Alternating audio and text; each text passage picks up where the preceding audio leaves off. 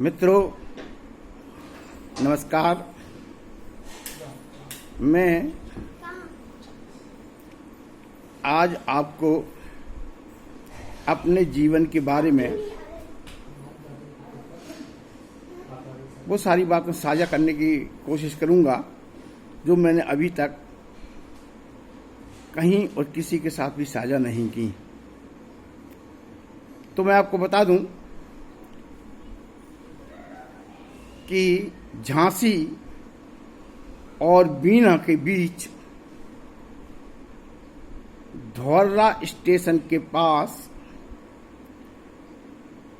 पिपरई जिला ललितपुर उत्तर प्रदेश में 24 जनवरी 1954 को मेरा जन्म हुआ। मेरी प्राइमरी शिक्षा गांव के शासकीय स्कूल में ही हुई। इसके बाद मेरे जीजाजी मुझे पढ़ने के लिए ग्वालियर लेवा लाए, जहां 6वीं क्लास में मेरा एडमिशन जयेंद्रगंज में स्थित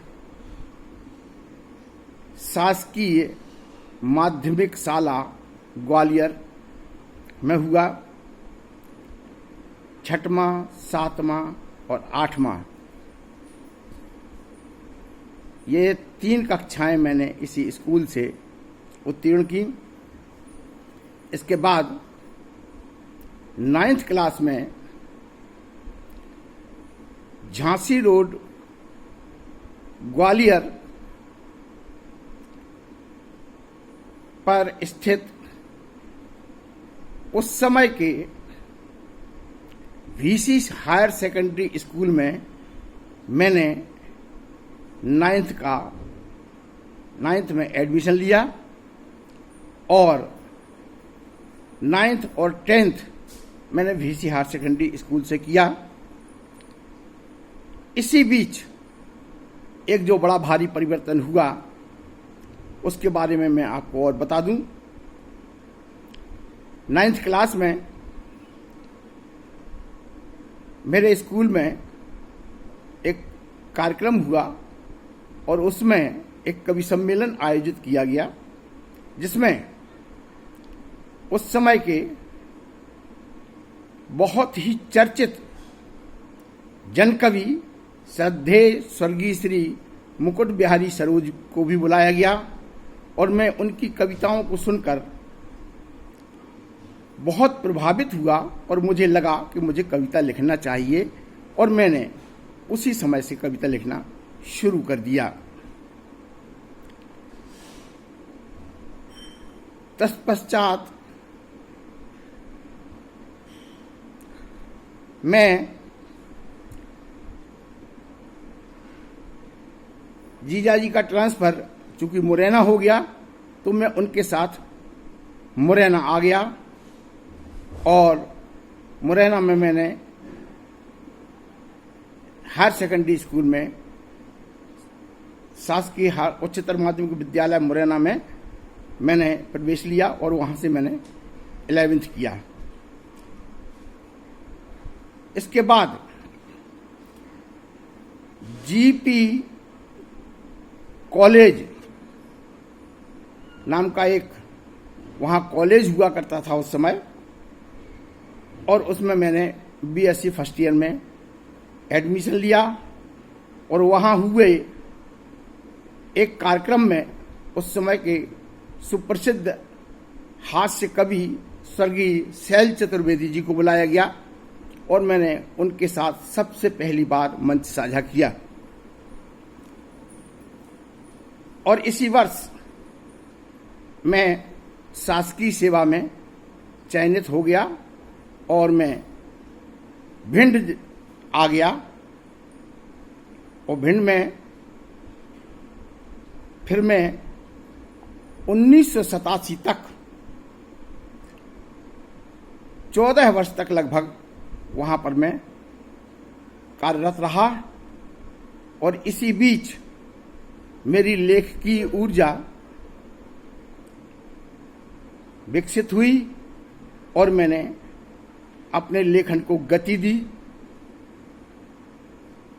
भिंड में बाल साहित्यकार ज्यादा थे। रामानंद स्वर्ण, ए असफल, दरवेश, ओम प्रकाश नीरस जैसे कुछ मित्रों का साथ मिला और मैं बाल कविताएं लिखने लगा। चूंकि नौकरी मेरी बहुत छोटी सी थी और इसलिए गांव में अपने परिवार का खर्च चलाना और वहां का खर्च चलाना थोड़ा सा मुश्किल हो रहा था और आर्थिक तंगी के कारण मैंने कुछ ऐसी पत्रिकाओं में लिखना शुरू किया जैसे सरिता, मुक्ता, भूभारती, चंपक, सुमन सौरभ, लोटपोट और जो भी पत्रिकाएं मानदेय दिया करती थी मैंने उनमें लिखना शुरू किया और इस तरह से मैंने लगभग 4 वर्ष अपना लेखकीय राशि से अपने भरण पोषण किया। इसके बाद मेरा प्रमोशन हो गया और फिर उस समय से मैंने पैसे के लिए लिखना बिल्कुल बंद कर दिया और मैं पूरी तरह से एक मिशन के तौर पे लेखन के क्षेत्र में कूद पड़ा और तब से निरंतर मैं लिखता आ रहा हूं। अब मैं आपको बुंदेली गजल की बात करूं तो लगभग पहली गजल शायद मुझे जहां तक ध्यान है 71-72 में मैंने लिखी थी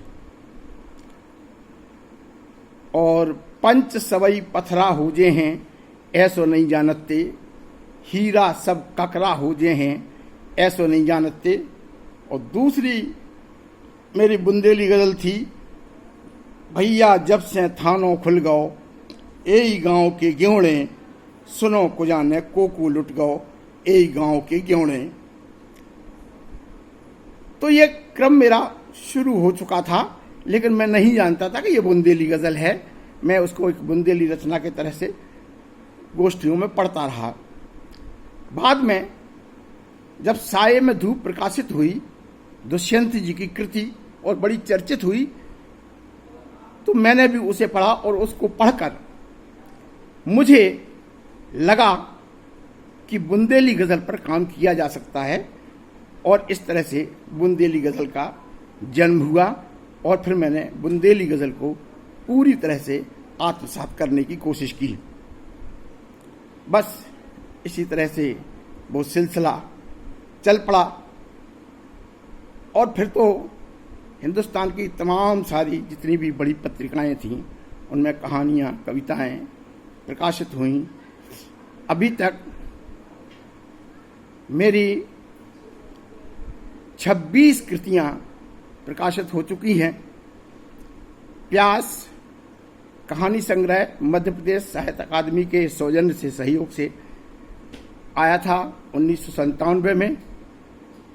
गांव के ग्योड़े बुंदेली गजल संग्रह 1998 में और इसके बाद हरदम हंसता गाता नीम एक बाल गीत संग्रह था जो 2006 में आया। तुम कुछ ऐसा कहो नवगीत संग्रह 2012 में। वैदेही विषाद नाम की एक लंबी कविता है जो 2012 में आई। आवाज का चेहरा गजल का संग्रह 2013 में।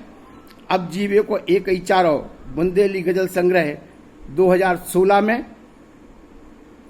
और इसके बाद बात कैद दो टूक ककाजू बुंदेली गजल संग्रह 2017। दुआएं दो दरख्तों को गजल संग्रह 2017। सारी खींचतान में फरेब ही फरेब है गजल संग्रह 2017। आशाओं के नए महल गजल संग्रह 2017 और इसके बाद अभी तक तमाम सारी पुस्तकें फिर इस तरह से प्रकाशित होती रहीं। ये मेरा एक छोटा सा जीवन परिचय था जो मैंने आपके सामने रखा, और अब मैं आपके सामने अपनी एक दो रचनाएं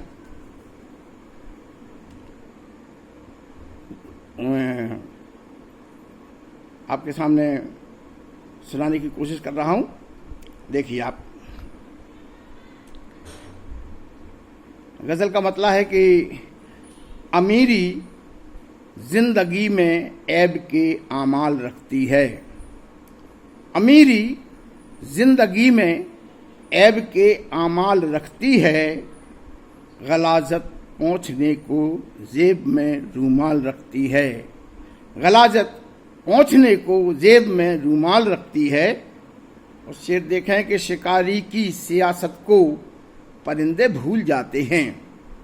शिकारी की सियासत को परिंदे भूल जाते हैं। जहाँ दाना बिछाती है वहीं पर जाल रखती है।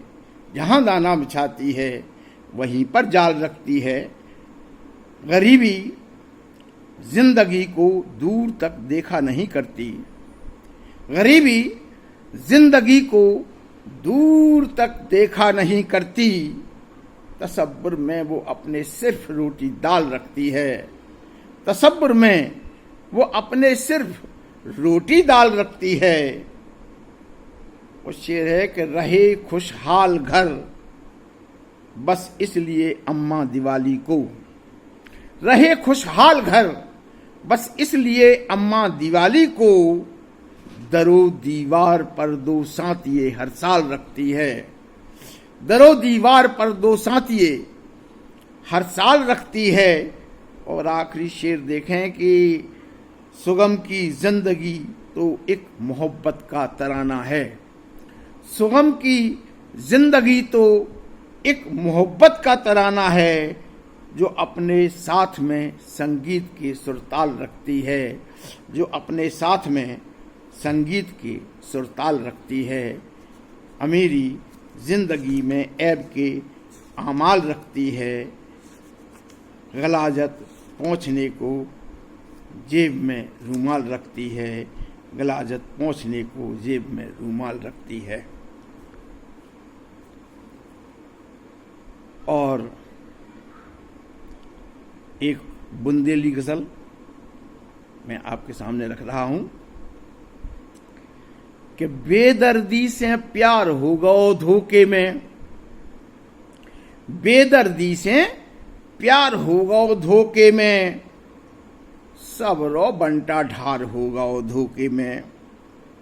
सब रो बंटा ढार होगा धोखे में। समझेते है बड़ो वैद बीमारी को। समझेते है बड़ो वैद बीमारी को। पूरो घर बीमार होगा धोखे में। सब रो बंटा ढार होगा धोखे में। और खुशियन बारे बड़े पोस्टर टांगे थे। खुशियन बारे बड़े पोस्टर टांगे थे। दुखन को अवतार होगा धोखे में। दुखन को अवतार होगा धोखे में। सब रो बंटा ढार होगा धोखे में। और चूक भई जो मिलके जय जयकार करी। चूक भई जो मिलके जय जयकार करी। चुरकट इज्जतदार होगा धोखे में। चुरकट इज्जतदार होगा धोखे में। सब रो बंटा ढार होगा धोखे में। और दो हमने वरदान बन गओ भस्मासुर। दो हमने वरदान बन गओ भस्मासुर। खूनी और खूंखार होगा धोखे में। खूनी और खूंखार होगा धोखे में। सब रो बंटा ढार होगा धोखे में। और सोचते के सोम टरे मंगल आहे। सोचते के सोम टरे मंगल आहे। आके शनि सवार होगा धोखे में। सब रो बंटा ढार होगा धोखे में। बेदर्दी से प्यार होगा धोखे में। सब रो बंटा ढार होगा धोखे में। सब रो बंटा ढार होगा धोखे में। नमस्कार, धन्यवाद आपको बहुत बहुत।